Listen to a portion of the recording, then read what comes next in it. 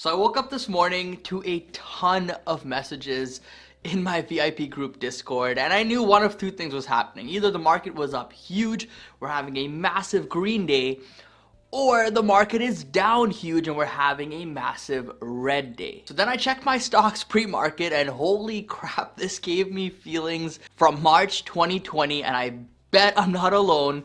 When you look at your portfolio and you see your stocks down 5, 10, 15% pre-market, the market's not even open yet and it's down so much, it definitely is gonna throw a little bit of emotion at you. But good investors will be able to take that information, digest it, and make smart decisions on this situation. But guys, let me know in the comment down below, was it just me, or did you also have the same feeling this morning, waking up, looking at your stocks and thinking, oh my god, here we go all over again like March 2020. I'd love to hear your thoughts in the comments below. But anyway, this is what I did, okay? So instead of joining in on this panic and fear and oh my gosh, everything's going to zero, growth is dead, tech is dead kind of bandwagon, I was like, okay, let's look at the charts. Let's see where the indexes are at. Let's see where my individual stocks are at. See if there's any opportunities out there to buy the dip. Now, back when the NASDAQ recovered from its March correction, I let my VIP members know that, I didn't really like the gap that it created here.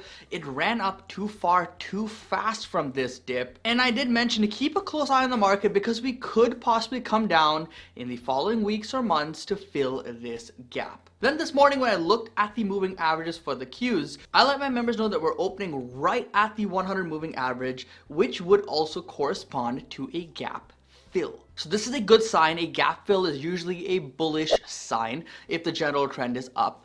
So what I did was, okay, I was like, this is a pretty decent level here. I'm going to start looking what stocks to buy. And a little before the market opened, I posted this, that it is a good day to add, a little bit to your stocks, look for deals out there. But I did want to see how the Qs, the NASDAQ, held this support level. And I also noted that I was starting to see some sort of recovery already at this level, which again is a bullish sign. And guess what? As the day played out, it went exactly according to expectation. We saw this open deep red, but it opened at a strong support level, and we had a nice rally today. Around 12 p.m., we had confirmation of a nice textbook bounce off the 100 moving average, and this also corresponded to a perfect gap fill. So this looked like a very bullish sign for the Qs. And if you're confused with all the jargon and these charts, let me just put it simply here. The NASDAQ kind of ran up too far too fast in my opinion. It pulled back today to a very strong level of support, which is good. It held that. And now we're looking to possibly start moving higher, which of course, if you're long on stocks, is a good thing. Now from its peak, the QQQs and NASDAQ is down around 7%, which, generally is seen as a normal pullback in the market. So I'm not too concerned here in the least with this like being the beginning of a bear market or, the end for tech stocks and growth stocks or whatever narrative that these bears want to push. But anyways, I'll go back to what I said initially. Holy crap, it was definitely an interesting time this morning seeing, your positions down massively. But guys, this is usually exactly when you need to go against the grain, do what doesn't feel comfortable, because long term these are opportunities you wait for. You can hear time and time again when the markets are going up, oh, I'm going to wait for a pullback, oh, I'm going to wait for a dip, oh, I'm going to wait for things to come back down to valuations that make sense. And then when we get those opportunities, those same people are like, oh, I'm just going to wait for it to go a little lower. Oh, I don't really know if I want to buy today because it's catching a falling knife. All these other things come out there.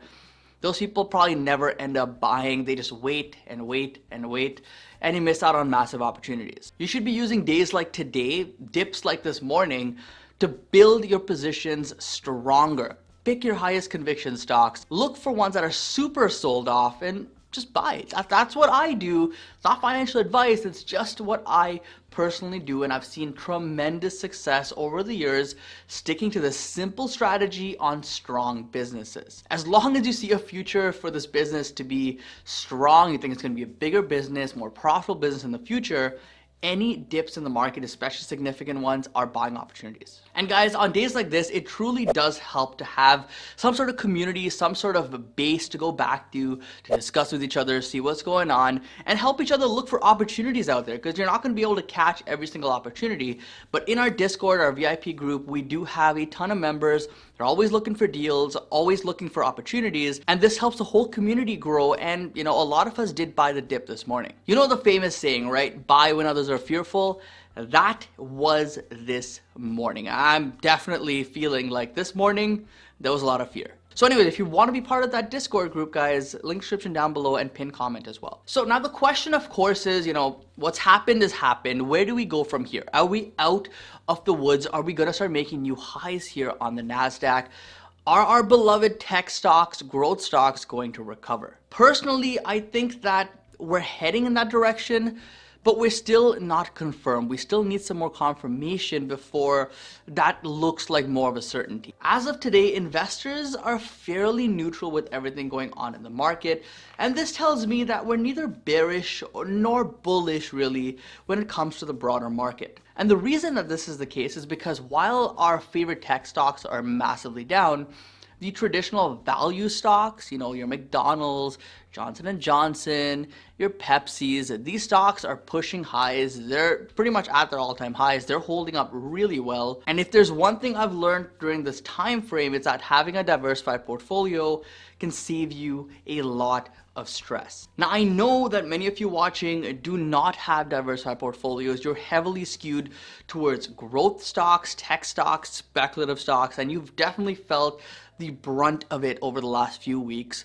And I can tell this with a high degree of certainty because when I talk about these value stocks like Lockheed Martin, Raytheon, McDonald's, 3M, Starbucks, all of these great value plays, and I've been talking about them over the last couple of years, those videos got like no views comparatively to ones that are like, oh, this new hype stock to the moon. Those videos do really well on the channel. So you can kind of tell where retail investors are putting their money. No one's really interested in these value plays.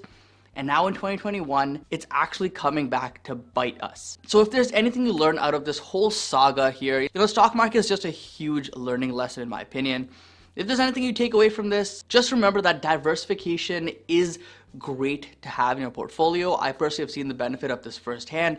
I even, in fact, have a dedicated dividend growth portfolio with these value stocks, and I disclose all of my positions and size of my positions, all that stuff in there. So check that out. And if you are heavily skewed towards one, sector in the market, it may not be a bad idea to consider diversifying. Now, of course, my core portfolio is heavily skewed towards tech growth, Tesla and Salesforce and, Splunk and all of these great tech plays. I think I'm going to do really well over time. But because I balance it out with my dividend portfolio and more stable stocks in my core portfolio, I am down from my all-time highs, yes, but it's not as bad as it would have been had I gone all in on these tech stocks. So guys, just learn from my lessons, learn from my experience. I'm trying to share as much as I can here to help you become better investors. And I hope that, the last few weeks, last couple of months has really shown you that certain trends won't go on forever.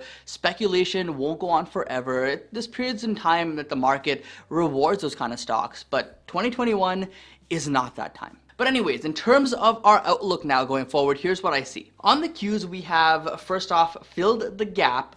Secondly, tested a key support level and held this level. And thirdly, we look oversold on the stochastics. This signals to me a reversal is likely coming. Is this a guarantee? No, nothing's guaranteed in the stock market. And let me just play devil's advocate for a second. On the weekly chart here, we are firstly well above the 50 moving average, which we are due for a pullback on. So this is a bearish sign. And secondly, we are still a bit overbought on the stochastics, which again signals a slightly bearish sign. So it really depends on how you want to view this. There's data on both sides showing that we could go a lot lower, or we could have bounced and we could start making new highs very soon. It's kind of still split at this point. It's hard to make a decision one way or the other. However, I'll say this. If I'm looking at the key levels on the daily chart, things are looking like they're ready to reverse. Things have sold off. A lot of stocks are severely sold off.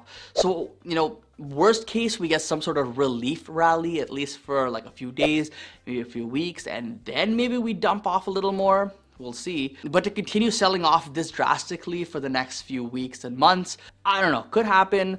But either way, guys, I'm going to be doing my same strategy, whether the market goes up or down from this point. I have cash. I look for value, I look for my highest conviction plays, and I buy. If those stocks dip, I buy even more. That's just how it goes. That's how my strategy goes. It's very simple, straightforward. The key is just to pick those strong businesses because over time, they will reward you back. So I would love to hear in the comments down below, did you make any purchases today? Did you sell off any stocks today? I really hope the answer to that question is no. But let me know in the comments either way. I will let you know that I did add to one of my highest conviction stocks today on the dip. Couldn't pass up that opportunity. And if we keep dipping even lower, guys, in coming weeks, I will keep buying. Anyways, thanks so much for watching. Hope this video helps. Don't forget to invest positively, and I'll see you in the next one. Peace.